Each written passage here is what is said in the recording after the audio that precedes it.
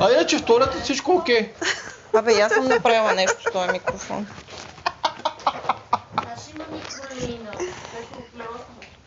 Искам да кажа, че остава, че трябва да почне. Какво трябва да почне?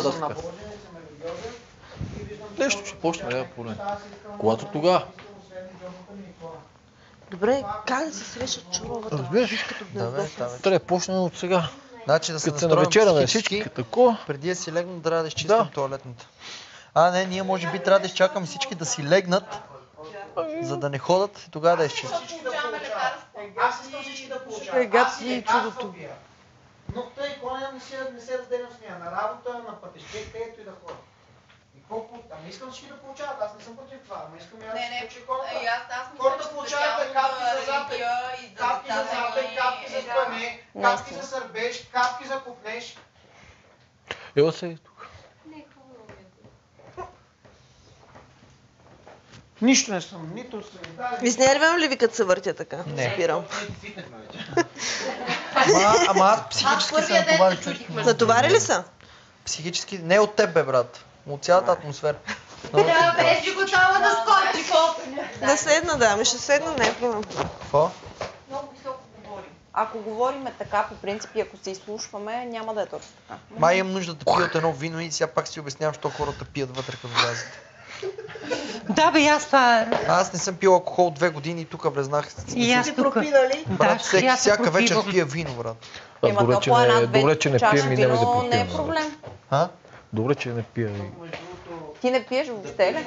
Не, пия по една чаша вино, както виж. Смисъл, не... Ама хората ме гледат всяка вечер с чашката. Една-две чаши вино. Всичките пиеме по една-две чаши вино. Ти не пиеш ли? Моето е ясно. Не, аз смятам специално за вино, тази сега за твърд алкохол, не смятам, че всяка вечер е окей. Ма една-две чаши вино не смятам, че са проблем. Въпреки, че се смята за затвори бе, брат, бе, моля те. Тук пушикаме. Да бе, някакви такива проучвания, не проучвания, ами... Как да го кажа? Имаше статистика, отчитане на статистики и... Неко знае ли колко часа? Чули ли? 1 лев. И тогава. Тя е наш човек без пари. Карам.